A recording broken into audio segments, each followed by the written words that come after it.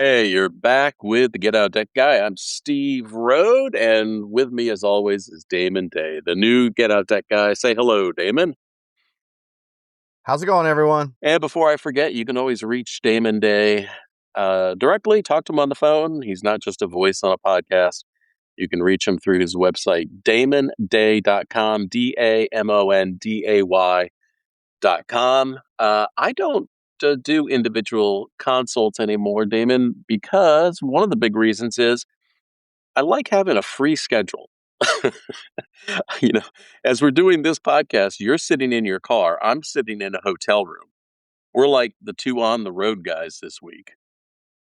Yeah, but my schedule was booked solid this week. Yeah. I had people reaching out on Tuesday, and I was like, well, I think there's one appointment left on Friday. Might have to look at next week. Yeah. So as this podcast grows, I might have to start regulating my schedule a little bit better because I'm looking at it going, it's full. Yeah. Well, I mean, I did, 30 plus years of phone consults and all that other stuff. And that is why you are the new Get Out of Debt Guy. I happily pass the torch, but I spend all my time researching and writing. And we'll get to that in just a moment. But today's show is so timely because it's about how your tax refund won't save you. And the statistics on this are amazing. We're going to get into it. But I know what you're thinking. My tax refund is coming. I'll use it to pay down my debt. That'll help. But dude, for the last 30 plus years, I've heard people say that every year. And I get it. It feels like it's found money. It's a big check. It's a windfall, a chance to make a dent. But we're going to show you some math today that might change how you think about that refund. Because here's the truth. For most people in your situation, the tax refund is a Band-Aid on a bullet wound, and we're going to talk about why. But, Damon, before I let you jump into a tirade, I have one thing I desperately want to say to our listeners, and that is, Why do you always think I have a tirade? uh, have we not been doing this podcast for more than 15 years? We have. So I learned from experience. uh, but there is one thing I want to say, and that is to anyone who's listening here, again, we don't judge. There's no shame. There's no fear here. If you have a concern, a question, a problem, you're feeling lost, alone, afraid, confused, you can go to the getoutofdebt.org website. You can chat with me online and my AI persona that I built with 30 years of experience, or you can talk to a real person. You can talk to Damon. We're here to help you. There is absolutely no shame. Yeah, and I kid about I don't kid about my schedule being packed because it is, but I actually do truly enjoy doing the calls. So I like solving problems, figuring out, okay, you're in a tight spot.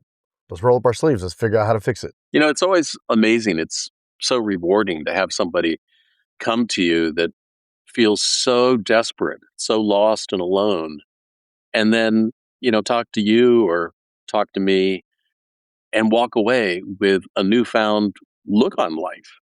You know, life is hopeful. There's all sorts of opportunity I didn't see because I was just stuck in this pit. Yeah, and that's one of the articles we're going to be talking about today. Debt as it relates to depression, or depression as it relates to being in debt.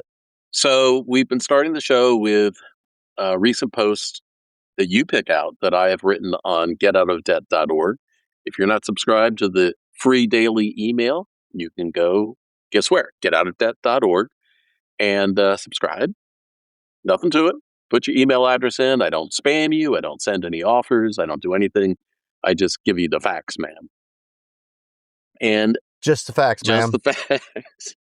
And the other thing is, for people don't know, I do a true crime podcast. It's amazing how many financial crimes I cover. You can go to truecrimeunheard.com. And I'm working on next week's episode, which is about mob related dudes that got into the merchant cash advance business, and how it was such a big scam and how many people lost money on it. But we had mentioned merchant cash advances, I think, last week. So Yeah, we talked about it last week. it's so Talked timely. about how bad they were, Yeah. and then Steve's got a True Crime Unheard podcast out about mobsters and merchant cash advances. I'm telling you, stay away from merchant cash Yeah. advances. There were actually, not to reveal too much, but people who took out MCAs, merchant cash advances, from this particular group. I think it was called Par Lending.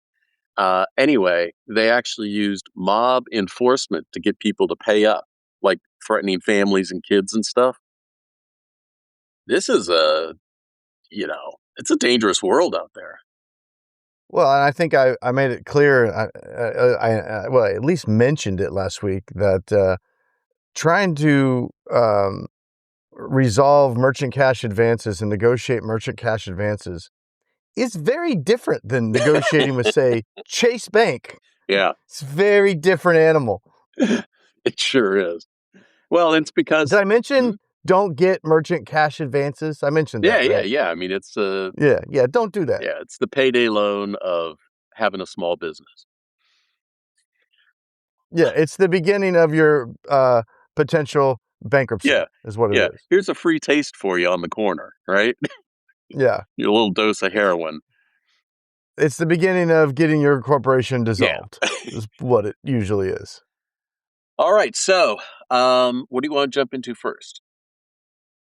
Well, since we were talking about it, how about there's an article on the site. Actually, it caught my eye because it's very true, and you and I both see it every day. But the title of the article is "Debt Equals Depression: The Research That Explains Why Debt Advice Yeah. Fails." And I think it's a very interesting read.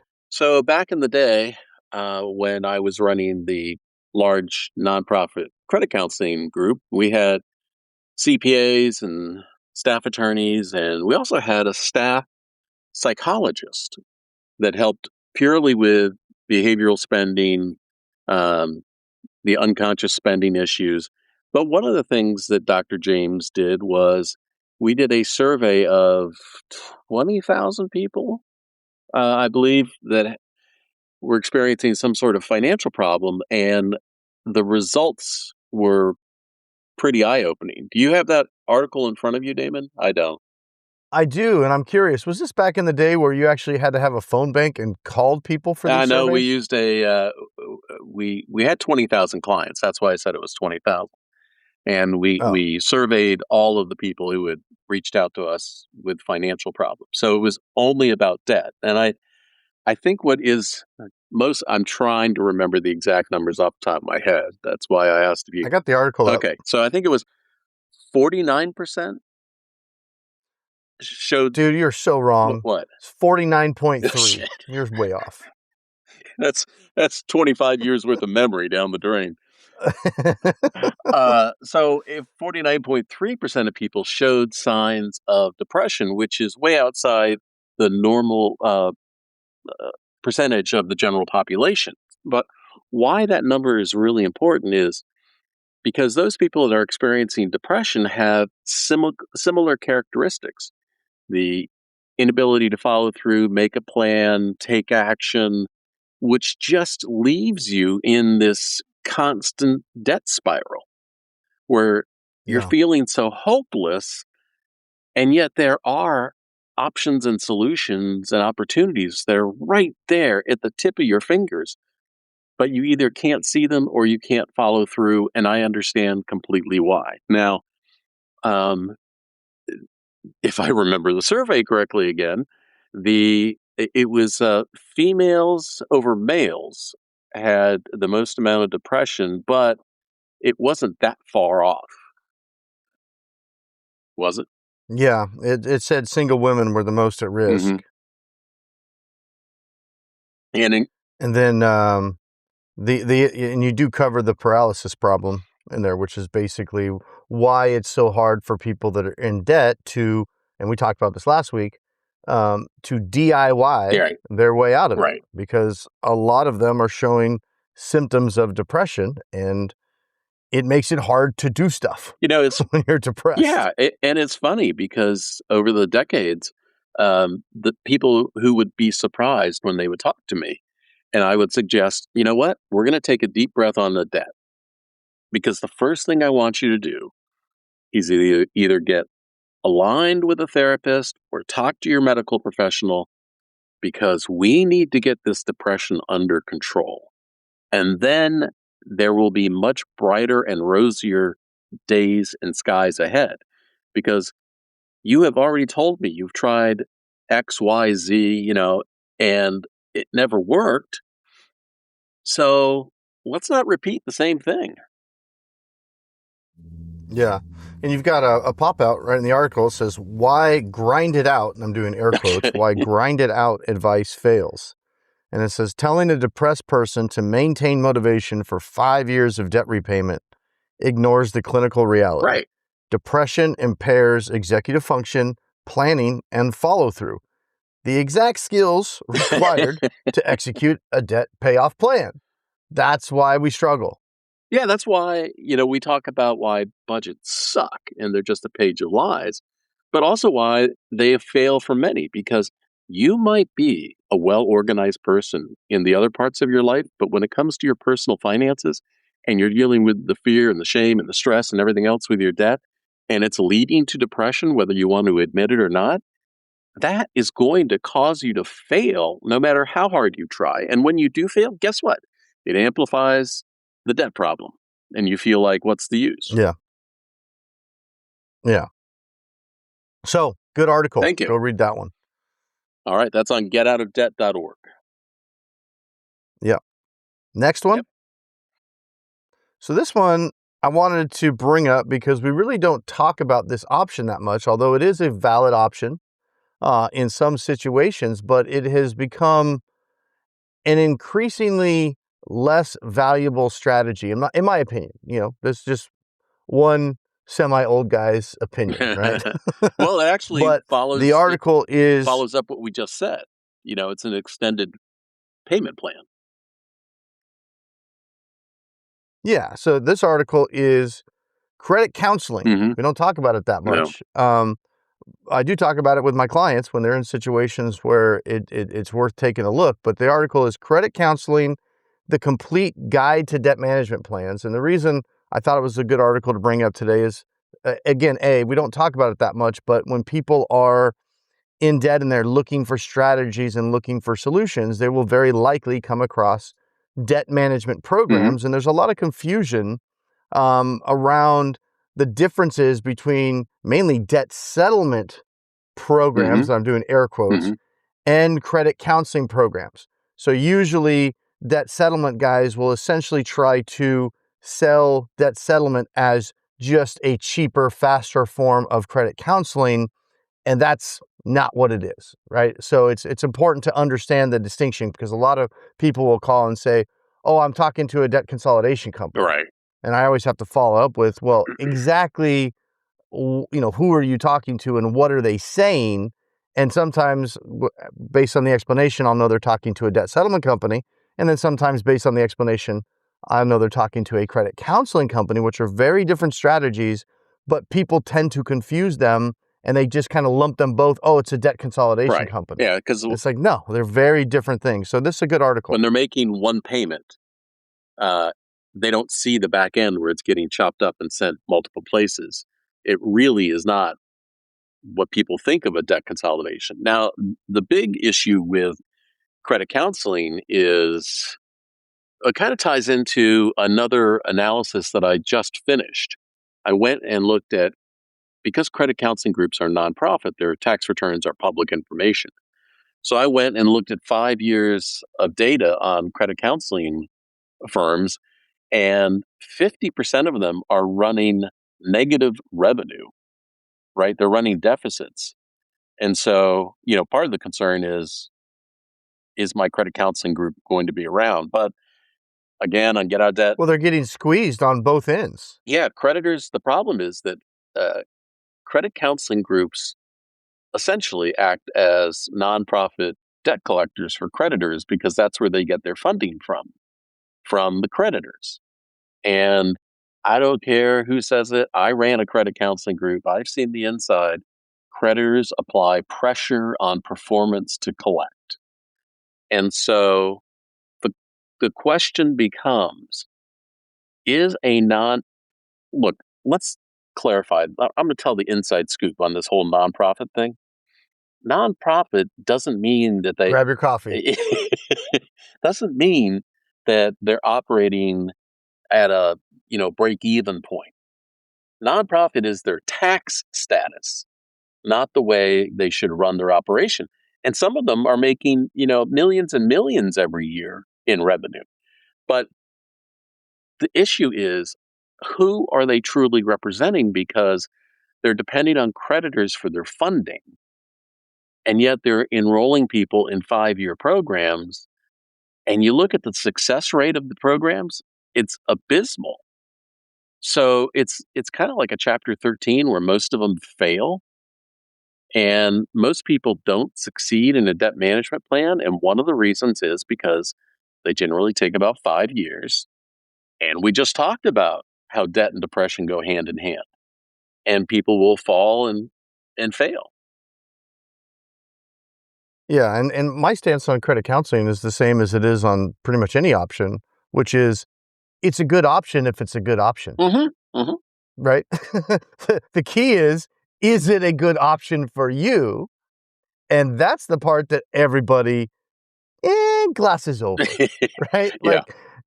Like you call in, you want to get some advice. What do I do? I'm talking to a credit counselor. I have my air quotes going again. And everybody's going to be a good candidate for the most part. Now, if your cash flow is so atrociously bad, then they will say, yeah, this is not going to work. But then they'll also say, can we change some of your bills and make this fake budget that Right. you're giving Right. me work? And then we can accept you. So, it's not to say that credit counseling is not a good strategy, because what it will do is it will lower your interest rates. Right. So if you're in a situation where you have plenty of cash flow, you can fairly easily afford to pay your debt back, Mm-hmm. but you just want to get the interest rates lower so the money that you're paying towards the debt can pay it off faster, and you're not in a situation where a consolidation loan or a home equity loan or something like that would allow you to do the same thing and lower the interest rates. And I'm not saying home equity loan is the next thing you go look at or anything, but the point is you want to look at all the strategies and all the Right. options. But when you go to a credit counselor, your cards will be closed. They will, I say negotiate, but it's already It's predefined. Yeah. prearranged. Yeah. Yeah. Deals with the creditors where you might have a 28% credit card that will now drop to 9.9 Yeah. or now drop to 5.9 or something like that. So they do help. They do good. But what I find a lot of times, Steve mentioned like a chapter 13 with a high dropout rate, is because they will enroll people that are already choked off on their cash flow, and just getting a lower interest rate is not going to actually work and solve the problem, but they'll enroll you anyway until you eventually realize you can't afford the payment and you'll drop out. Yeah. And my big concern is, let's say you're 40 years old and you're you're going to make 5 years worth of payments and you're not saving anything for retirement.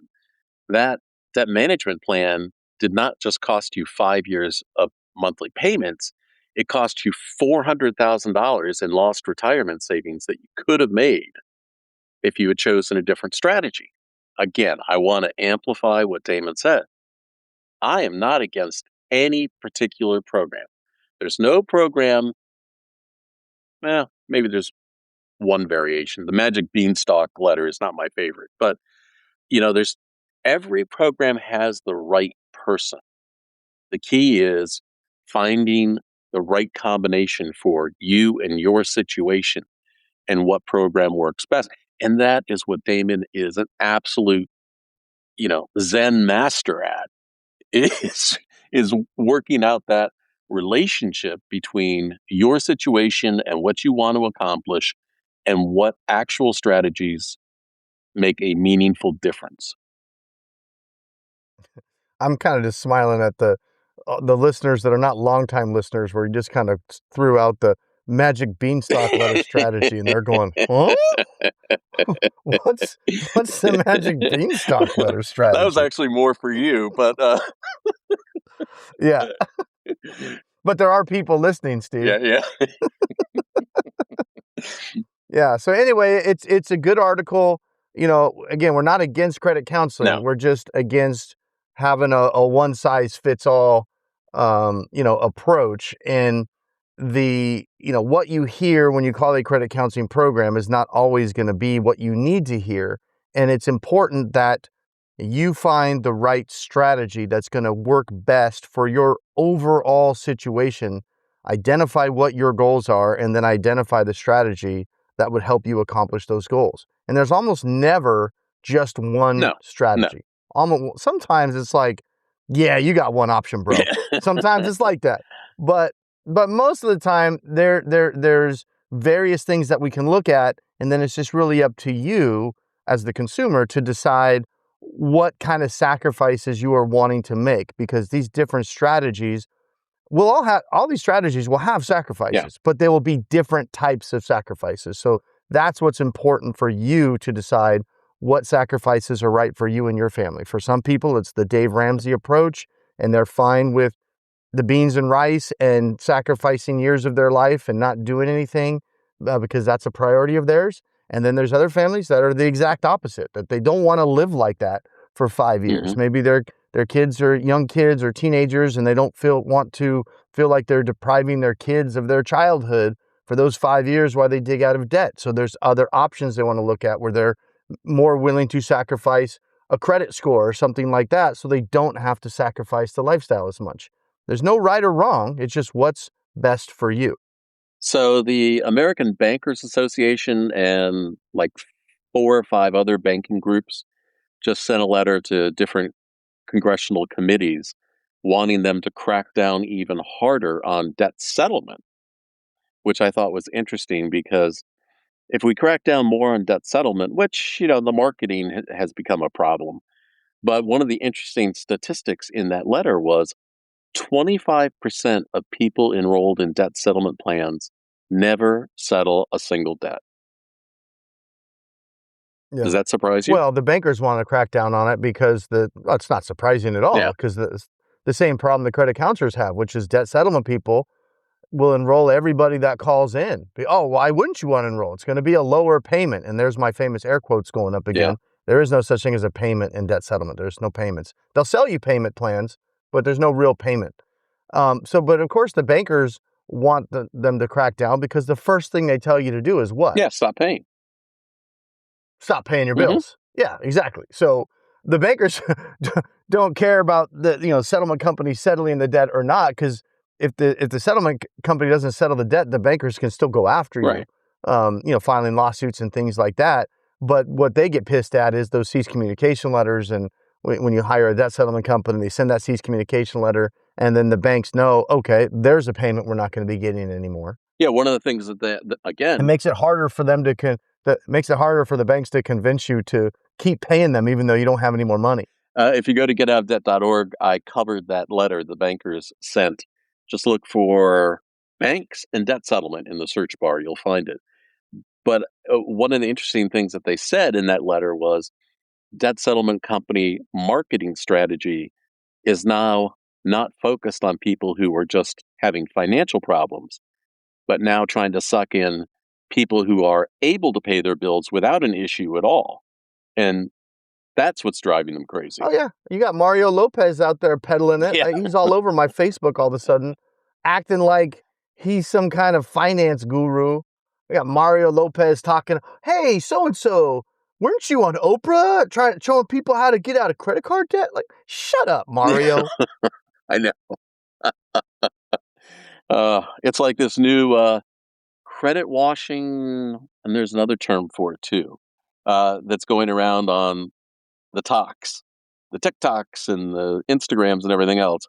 All of a sudden, people are bragging about some sort of newfangled way to repair restore your credit washing, clean slate, credit repair, clean slate program.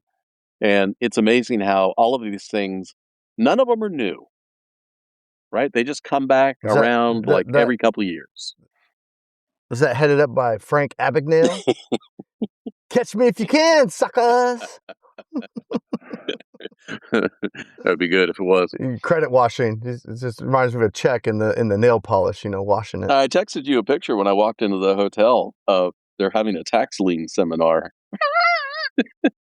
Oh yeah, that's a great way to will. Yeah, The guy is just so kind. There's all this tax lien money out there, and it's just too much for him to deal with. So he's going to make his money by selling you the right. information Not on how to not do it instead of just quietly getting right. rich. Yeah, he's got to sell the seminar. So Doing his own strategy. Yeah, I'm like, he's making more money selling you the information than he is buying the tax liens and buying real estate with tax liens. Remember John Beck? Remember that guy? I remember the name. I don't remember his pitch. Yeah, he as an infomercial for the tax. This tax lien strategy has been around on the infomercials since like before Carlton Sheets, Oh my man. God, that's way back. Yeah, everybody's still pitching. All the. It's like, how are there still all these tax liens available if all these people are selling all these courses? Either people are not doing it. Right. I don't get it, but I've been seeing that pitch for 30 years about how you can get rich. And I'm not saying you can't make money. I'm sure you can. But why are these guys spending so much time and investing into these courses Well, when they could just be millionaires and, following their own strategies? It doesn't make a lot of sense. no, I mean, but 40 years ago, I fell for it. I purchased a Oh, so did I. How do you think I learned all this stuff? I purchased a I still have all the courses. It's like my wall of shame. Like, yeah, bought that one. That didn't work. I purchased a My pre-foreclosure wife real keeps saying, estate. when are you going to throw out these? Yeah, I still have the 1988 Carlton Sheets cassette tapes, Yeah. Steve. And you might go, 1988? Weren't you 11? Yes, my mom bought that program and then gave it to me when I was a teenager because I was into that stuff. I was a weird teenager. But the tapes are like kind of yellowing. hmm I still have them. You might ask me why in the hell I still have tapes Well, from Carlton Sheets, no money down real I know estate. why. And that's just because I like to keep it on my wall of shame. Yeah. It's like, here's all the crap that I tried, so you don't have to. Well, the best thing from that seminar, because I had to go to Philadelphia for the seminar, the best thing was on the first day at the lunch break, this guy in the class and I walked out to go get something to eat. We're standing on the street corner and he goes, "Hey, that's my car," as it drives by.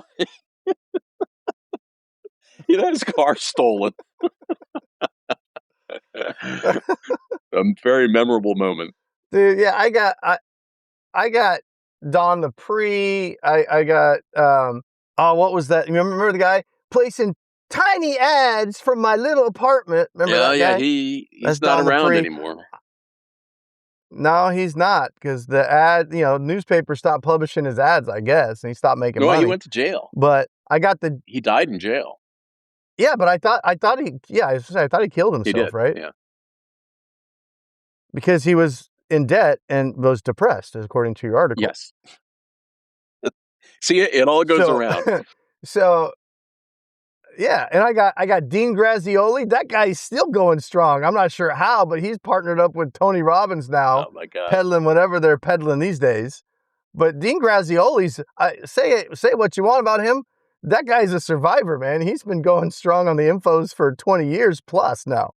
Because I remember watching him, I think, when I was in college. Well, let's get back to tax refunds. So, tax refunds. Tax refunds. Yes, okay. The today's third article. The third article is right about today's topic. So the title is 36% of Americans plan to use their $4,000 tax refund to pay off debt. And it's not surprising. It happens every year. Yeah, and it's a timely article. We're going to be talking about it here in a second too, but go read that one because most of you guys getting a tax refund are probably thinking the same thing. I'm going to apply it to my debt. We're not saying don't apply it to your debt. we're saying have a strategy first before you just throw your 4,000, 5,000, 6,000 refund at one of your credit cards just so it'll be charged back up in the next 2 or 3 months. And then you'll be thinking, okay, in 9 months, when I get my next tax refund, we're we're gonna hit this. And the other thing too, a little side note, a little Mhm. PSA: if your refund is significant, Mhm. you're giving the IRS too much money every year. Adjust your W-9, change that up so you have No. more money coming Isn't back. it W-4? Yeah. W-4? I don't Yeah. know. It's been 20 years since I've had either one. It's a W-4. Yeah, so you put more money in your pocket every month instead of giving it to the government for free to send you back at the end of the year. But if you are going to do that, let's have a plan for the money Yeah. first. Because if you just do that, all of a sudden it's going to be hot cash in your hands and it'll just assimilate into your lifestyle. And then you'll have no refund and no money, which is why a lot of people just max that out because they look at that, they like that big refund Yeah. check. Because honestly, a lot of people, they've told me they just don't trust themselves Right. with the money every I month. get it. And that's a horrible way to do it. Right. Well, okay, so based on our listeners, the average amount of debt that people have is somewhere between 30 to $200,000 just like in credit card debt. It's all over the Yeah, board. most people that call me are, 70, 80, over 100K. It's, it's a lot of debt these days. I mean, their credit card debt is at an all-time high for a reason. Right. People have a lot of debt. Well, I mean, so let's do the math. You get a $5,000 refund and you're carrying 80 grand in credit card debt. Okay, you're paying off 6% of your debt. Problem solved. Problem solved. But Done. My work here is done. but you're carrying 75 grand at, 22 to 29% interest. Um, you're bailing water with a teaspoon at that point. That is not a solution. Yeah. And of course, the big thing is that people do that. They pay down 5 grand of debt. They feel good for a week. And then, you need a new set of tires or something. And you start building the debt back up again. So Yep. I if you're going to get a big refund check like that, this is time to take a deep breath. And I now have 16 free tools that you can use on the getoutofdebt.org website. And you can look at, how to apply it and all that other stuff. But I want you to think about the number one thing that you need first before even worrying about paying down the debt is you need a financial cushion, a safety net, a savings account. You need money to fall back on so when the next set of tires is needed, you don't have to put it on credit. You can pay cash for it. Now, if you're saying, well, if I do that, I'm still in the same amount of debt, that's a different problem. We have two problems here. One is making it through life, and the other is dealing with the debt. Yeah. Yeah. And again, it goes back to, you're going to notice a theme. If you have a refund check coming and you're planning on using it to deal with your debt, come up with the plan first. That plan may be, instead of just throwing it dollar for dollar at the debt, maybe a settlement strategy makes a lot of sense. Maybe we can use that 5,000 to jumpstart your savings account for the settlements. Or maybe you're in a situation where a Chapter 7 bankruptcy just makes a lot of sense. Even if you don't really want to do it, it might make a lot of sense and save you a hell of a lot of money. In that case, that $4,000 tax refund could be set aside and used to hire the bankruptcy attorney. Right. I had a person reach out to me middle of last month for help, with their debt. I responded. I sent him a link to schedule a call. For whatever reason, they never scheduled a call. I got an email response to that just yesterday. So it was like, 2, 3 weeks later, Hmm. and that's fine, whatever. And the question that he had was, how much does it cost to file bankruptcy? Well, I mean, that's something I could, discuss during the call, Yeah. but he, well, whatever reason, chose not to call me. That's fine. I mean, I'm not charging for the call, so I appreciate he's just wanting a simple question. I'm happy to answer it. So I responded and I said, well, it depends on what area in the country you're at, Hmm. a big city, small city. Attorneys charge different things. And it was like, it's going to be probably anywhere from 1,500 to 3,000 for a simple Chapter Yeah. 7, depending on where you're at. And so he responded with, well, I'm in around Portland, Oregon, or something like that, right? He gave me the city. Like, I don't know if he expected me to start calling bankruptcy attorneys for him and start doing surveys. Like, Yeah, okay, well, call some attorneys in Portland, Oregon, then, if you're curious what they charge. I mean, I'm not gonna force him to call me for right, advice, but it's just kind of weird. But anyway, if you're listening, call some attorneys in Portland, Oregon, right, and they'll tell you how much it costs. I don't know. I'm not an attorney in Portland, Oregon. right. Yeah, I mean, just call around on the site. But that could be a good use for your tax refund, because I get that a lot too. How in the hell am I supposed to afford to file bankruptcy and pay the attorney if I'm broke? I have strategies for that, Right. but you'd have to call me to learn them. Well, that's why if you're going to use the refund for something, it's more powerful as part of a strategy than it is as a one-time payment, right? Yeah, Same money, different approach, dramatically better outcomes. yeah. Well, I'm in Portland, Oregon. Okay, it's good to know. Thanks for that information. When I worked at IBM a long time ago, a coworker had a sign on her cubicle that said, "Failure to plan on your part does not constitute an emergency on mine," which I love that sign. But the other one was, "I'll work as hard as you, but not harder." Yeah, I've heard both of those from you over the years, but that first one you told me, like, I don't know, 18, 20 years Yeah, ago. And I'm like, I like that yeah, one. that applies. Yeah. Well, Cause I do get that sometimes. Like, people will call me and it's like, I need your help. I'm getting sued. And it's like, okay, well, I can help you. And, here's my client agreement and da da da mhm, da. And then they're like, they want me to like deal with it yesterday. And it's like, well, hold on now. I've got a lot of existing clients and I've got, stuff that I need to get done for right. them. Your situation, I know it feels like a 911 to you, but you don't even have to respond to that complaint for 30 days. So relax. I'll get to it. But I always think of your quote, failure to plan on your part does not constitute an emergency on my part. Right. I'm not the one that waited till I got sued to reach out for help. My favorite was a client that called me once, 4 o'clock on like a Wednesday. My house is going to be foreclosed on. When? Do you have a notice? Tomorrow morning at 10 o'clock. Yeah, what can you Yeah, do? better file an Yeah, emergency and bankruptcy today, dude. Yeah, and just a quick PSA, most of the time, this stuff is not gonna constitute an emergency. Sometimes it will, but, getting served a lawsuit is not a, "Oh my gosh, my hair's on fire. Right. This has gotta be dealt with tomorrow," Feels like it. right? I mean, there's yeah, it feels like it for sure.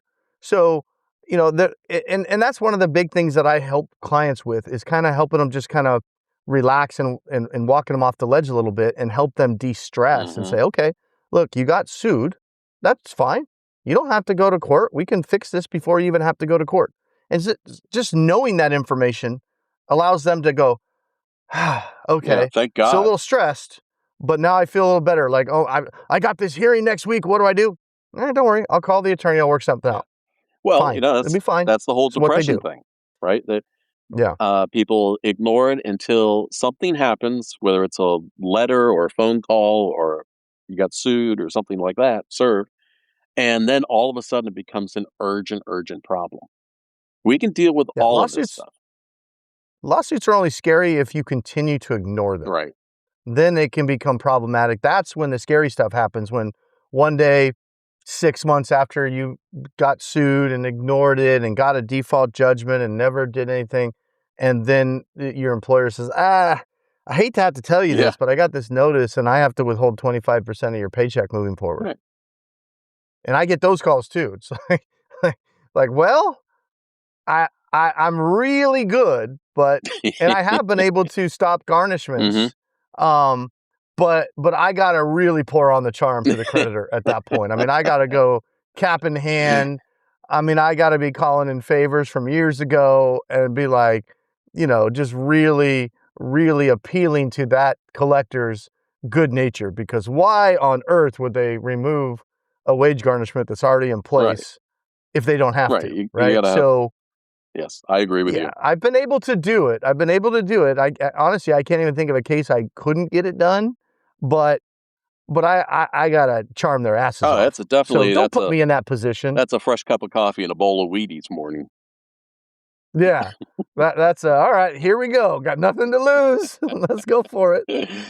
So right now people are thinking about my tax refund is coming and it might be coming in a month or two. But all you're doing is delaying the problem and you're spending, you know, 3 grand in interest over that period that you're just pissing the money away if you don't have a strategy about how you're going to deal with your debt going forward. Delay is costly. It's not just pushing it off till tomorrow. It's costing you real money. So don't wait. If you think the refund is going to save you, um, please let's think about a bigger plan so you don't have to relive this again next year. Yes, I concur. All right. Well, Doctor, doctor, doctor. Well, I can. Frank Uh, Abagnale. debt doctor. Catch me if you can reference. Doctor, do you concur? I, all, I concur. I keep thinking about Bad Barbie every time you say that. Who's Bad Wasn't Barbie? she the one that says, "Catch me outside"? Oh, that's something like that. Bad Baby or Yeah, yeah. something. Maybe it's Bad Baby. Something like Yeah, that. I don't know. Dr. Phil made her yeah. famous. Catch me outside. How about that? People are weird, man. And then people are like follow her and throw money at her. And I don't know. I don't get it, but it's different generation, Steve. Yeah, I know. Not like when we were kids. Nope. Catch me outside. How about that? Well, last time we talked about why paying more than the minimum doesn't work at high debt levels, and the tax refund is just a bigger minimum payment. Same problem, same math. So your income is your biggest asset. We've talked about that. And the refund is just one piece of that income if you use it strategically with a plan, not emotionally. There can be some really good things ahead for you. Now, next week, we're going to talk about what to actually do with a tax refund when you're in debt. And we told you what not to do, but we're going to show you the smart plays. So be sure wherever you're listening, subscribe, follow along, click that thing, give us a review, do something like that. Because specific strategies for making that $3,000 to $5,000 work harder are available more than you ever thought possible. Yeah. Now, March and April are when most people make emotional financial decisions based on a windfall that isn't as big as it feels. Stay subscribed for the rational perspective. Your future self will thank you. Here's a quick exercise. Take your expected refund amount and divide it by your total debt. That's the percentage of the problem it solves as a direct payment. Now consider this. Is that strategy worth waiting for? And we're not trying to rain on your refund parade. We're trying to make sure you use it as wisely as possible and get the most out of it. The refund is real money. It's your money. So let's make it count for something. Until next week, Damon, I will see ya. Cash me outside. How about that? Peace.